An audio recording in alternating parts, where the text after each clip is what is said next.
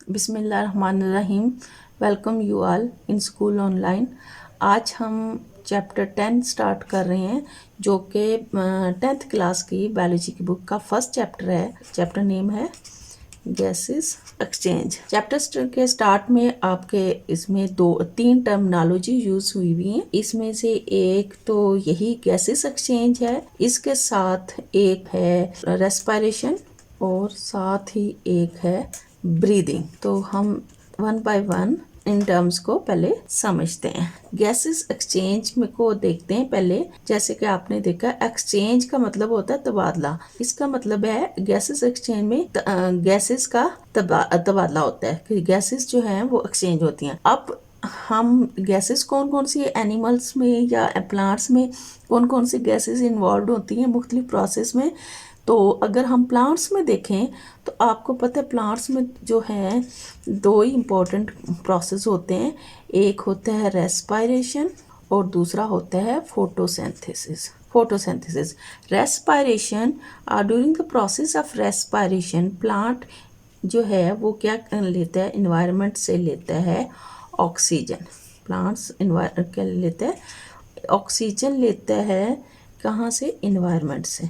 और ये ऑक्सीजन और इसी तरह फोटोसिंथेसिस ऐसा प्रोसेस है जिसमें प्लांट जो है इन्वायरमेंट से लेता है कार्बन डाइऑक्साइड। तो कार्बन डाइऑक्साइड जो है प्लांट में स्टोमेटा के ज़रिए ऑक्सीजन जो है एंटर होती है for the process of respiration and carbon dioxide जो है वो भी एंटर होती है for the process of photosynthesis.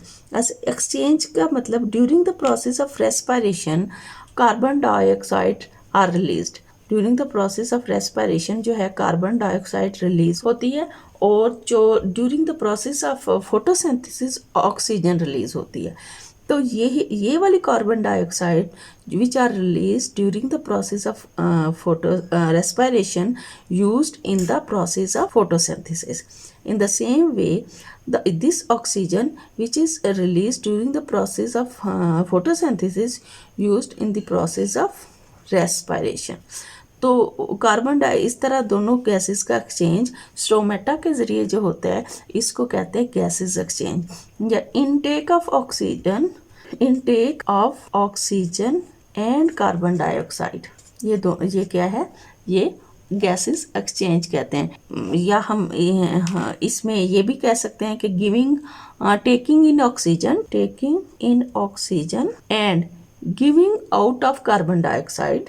Taking in oxygen and giving out of carbon dioxide जो है इज टर्म्ड एज गैसेस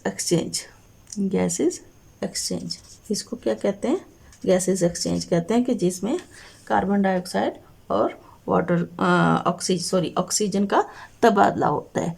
अब दूसरी हमारी जो टर्म है वो है रेस्पिरेशन या सेलुलर रेस्पिरेशन में हम ये देखेंगे कि इसकी पहले डेफिनेशन दे लेते हैं। इसमें carbon hydrogen bond in food breakdown होती है। कार्बन हाइड्रोजन बॉन्ड, आपको पता है कि जो भी हमारी फूड होती है फोटोसिंथेसिस के रिजल्ट के तौर पर पौधों में जो ग्लूकोज बनता है उसमें भी और एनिमल्स में भी जो फूड होती है उसके अंदर कार्बन और हाइड्रोजन मिलकर कार्बन और हाइड्रोजन के एलिमेंट्स ज़्यादा होते हैं और उनके दरमियान में बॉन्ड होता है। और ये बॉन्ड जब इस बॉन्ड की जब ब्रेकडाउन होती है तो as a result of energy जो है वो रिलीज होती है। तो इसी लिहाज से हम सेलुलर रेस्पिरेशन की डेफिनेशन करेंगे कि carbon hydrogen bond in food are broken, जो खुराक में ये टूटता है, बाय ऑक्सीडेशन रिडक्शन। और इस ऑक्सीडेशन रिडक्शन के रिजल्ट के तौर पर जो है वो एनर्जी ट्रांसफॉर्म्ड होती है और एनर्जी जो है वो किस फॉर्म में होती है, ATP. Energy is transform into the ATP.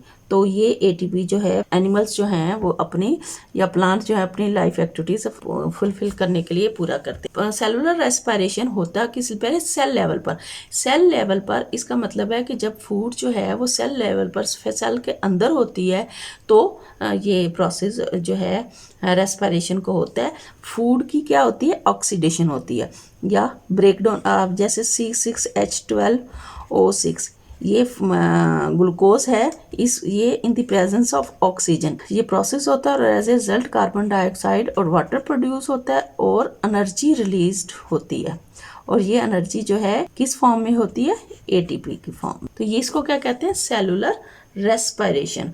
और सेलुलर रेस्पिरेशन जो है ये रेस्पिरेशन जो है मैकेनिकल एंड बायोकेमिकल प्रोसेस है।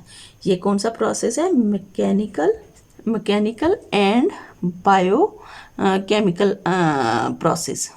Mechanical and bio. मैकेनिकल में एक्सचेंज ऑफ गैसेस जब होती हैं इनहेलेशन और एक्सहेलेशन के दौरान कुछ हमारी बॉडी की पार्ट्स की मूवमेंट्स होती हैं, वो मैकेनिकली जो है वो गैस का सेलुलर लेवल तक पहुंचना। और उसके बाद उसके अंदर एक बायोकेमिकल प्रोसेस होता है जिसके रिजल्ट के तौर पर ब्रेकडाउन ऑफ फूड होती है या ऑक्सीडेशन ऑफ फूड होती है और as a result carbon dioxide और वाटर जो है वो प्रोड्यूस होते हैं। कार्बन डाइऑक्साइड वाटर ये हम एक्सहेल कर देते हैं और ये हमारे पास एनर्जी जो है वो हम यूज़ कर लेते हैं मुख्तलिफ लाइफ एक्टिविटीज़ को परफॉर्म करने में। अब हम देखते हैं ब्रीदिंग। ब्रीदिंग जो है ये एक फ़िज़िकल प्रोसेस है।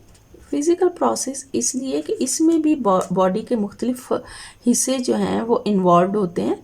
जैसे हमारी रिब्स होती हैं, हमारे अंदर डायफ्राम होता है, इंटरकोस्टल मसल्स होते हैं। तो इनकी कंट्रैक्शन और रिलैक्सेशन की वजह से ब्रीदिंग जो का प्रोसेस जो है वो पॉसिबल होता है। तो इसलिए इसको फिज़िकल प्रोसेस कहते हैं। और in the process of breathing जो है वो हम कह सकते हैं कि ऐसा प्रोसेस है जिसमें animals take air in their body के फिज़िकल प्रोसेस होता है। एनिमल्स जो हैं वो अपने बॉडी में एयर लेकर जाते हैं। एनिमल्स जो हैं वो air in body to get oxygen और उससे वो क्या कहते हैं, उसको हासिल करते हैं एयर से ऑक्सीजन। इस प्रोसेस को क्या दूसरी एक और टर्म्स यूज़ करते हैं, इनहेलेशन भी कहते हैं। Inhalation is the process in which the oxygen enter into the body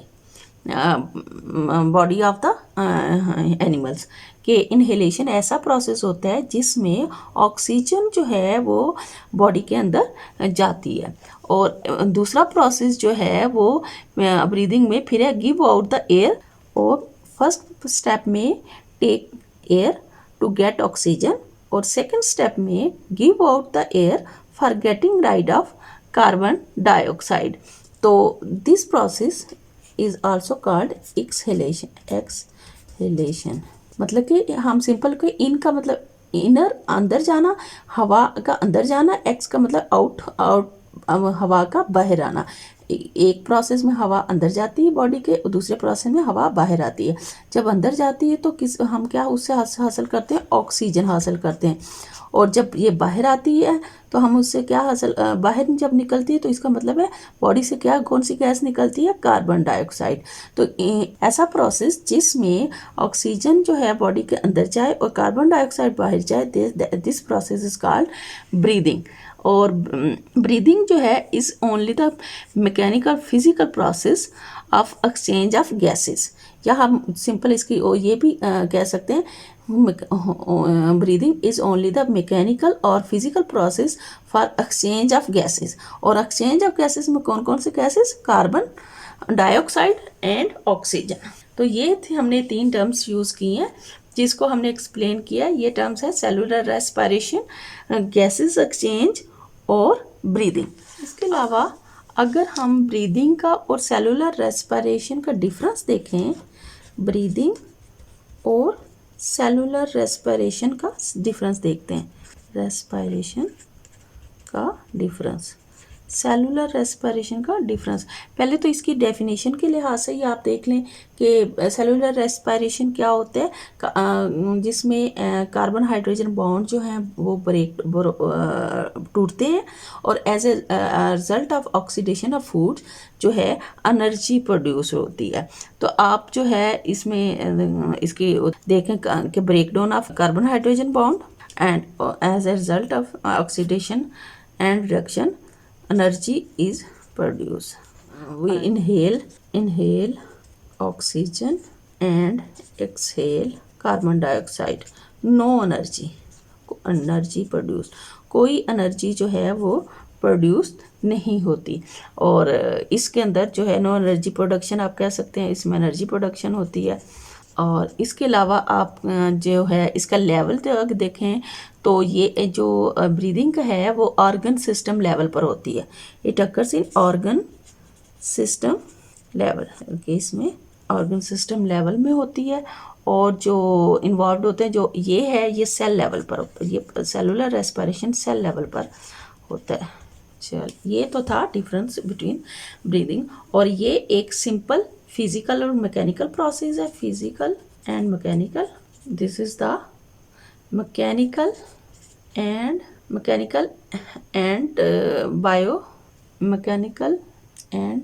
biochemical process, mechanical and biochemical process. तो ये हमने देखे इसके डिफरेंस कि एक तो इसकी डेफिनेशन में फ़र्क है कि एक में सिंपल एक्सचेंज ऑफ गैसेज होती है, दूसरे में ब्रेकडाउन और breakdown of carbon hydrogen bond होता है और एज ए रिज़ल्ट जो है वो एनर्जी प्रोड्यूस होती है। इसमें कोई एनर्जी प्रोड्यूस नहीं होती। इसमें और ये ऑर्गन सिस्टम लेवल पर होता है, ये सेल लेवल पर होता है। ये फिजिकल और मैकेनिकल प्रोसेस है और ये मैकेनिकल एंड बायोकेमिकल प्रोसेस।